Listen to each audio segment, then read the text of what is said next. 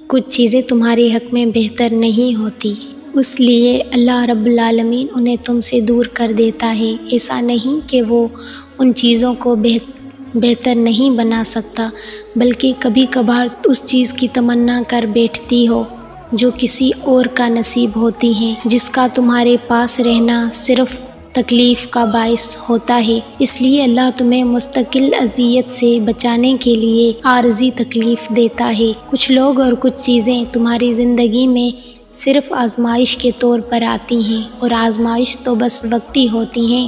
اس لیے جب آزمائش کا وقت ختم ہو جاتا ہے تو اللہ رب العزت ان کا خیال بھی تمہارے دل سے نکال دیتا ہے جو تمہیں بے سکون و بے قرار رکھتی ہیں۔ ہر شے تمہاری مقدر کا حصہ بن کر نہیں آتی، کیونکہ تم ان باتوں کو کبھی نہیں سمجھ سکتے۔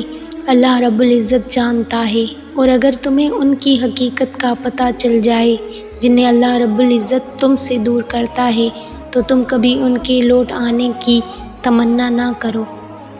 مصلحتوں کو سمجھنے سے زیادہ ضروری ان مصلحتوں پہ یقین رکھنا ہوتا ہے جسے تم اللہ رب العزت کو مان سکتی ہو مگر جان نہیں سکتی، اور اس کو ماننا ہی سب سے ضروری ہے، کیونکہ اس کی ذات تمہاری سوچ سے بہت وسیع ہے، اور جس کو جاننا ناممکن ہو اس کی مصلحتوں کی رازداریاں تمہاری سمجھ میں کہاں آنی ہیں۔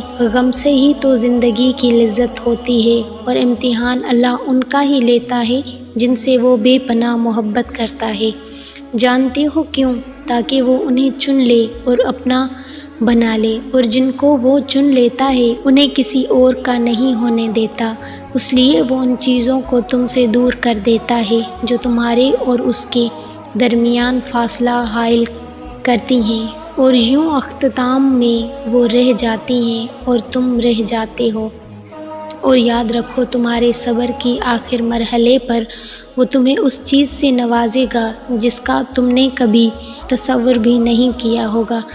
اس کا وعدہ ہے کہ یقیناً تیرے لیے انجام آغاز سے بہتر ہوگا۔ القرآن۔